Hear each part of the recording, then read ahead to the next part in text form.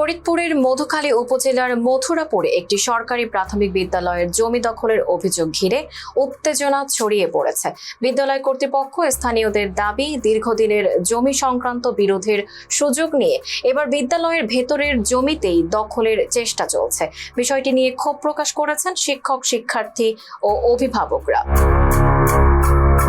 দল নিয়ে এলাকার মুরব্বীরা বসে ওই দুই পক্ষের সাথে একটা পরামর্শ ক্রমে ওদের সাথে একটা আপোষ হয়, তোমরা এই পর্যন্ত থাকো আর প্রতিষ্ঠান এই পর্যন্ত থাক।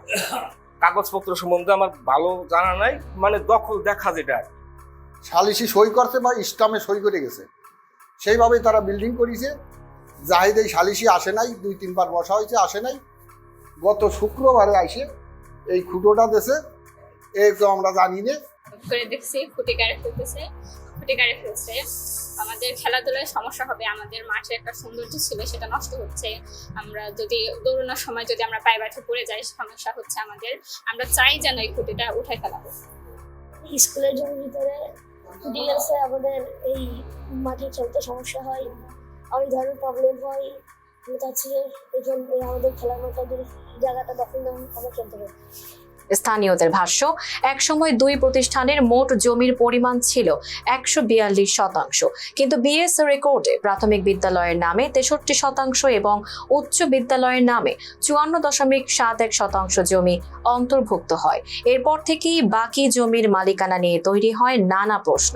বিদ্যালয় কর্তৃপক্ষের অভিযোগ, দাগ সংক্রান্ত জটিলতার সুযোগ নিয়ে বিদ্যালয়ের কিছু জমি খাস খতিয়ানে অন্তর্ভুক্ত করা হয়েছে।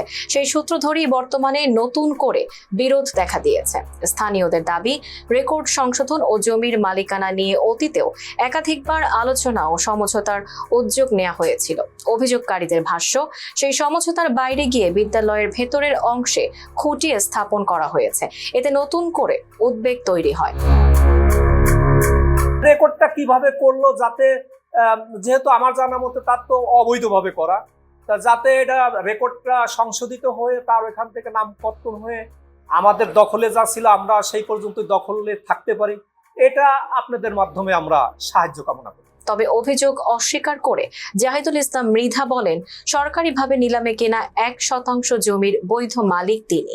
জমির খাজনা ও প্রয়োজনীয় কাগজপত্র তার কাছে রয়েছে।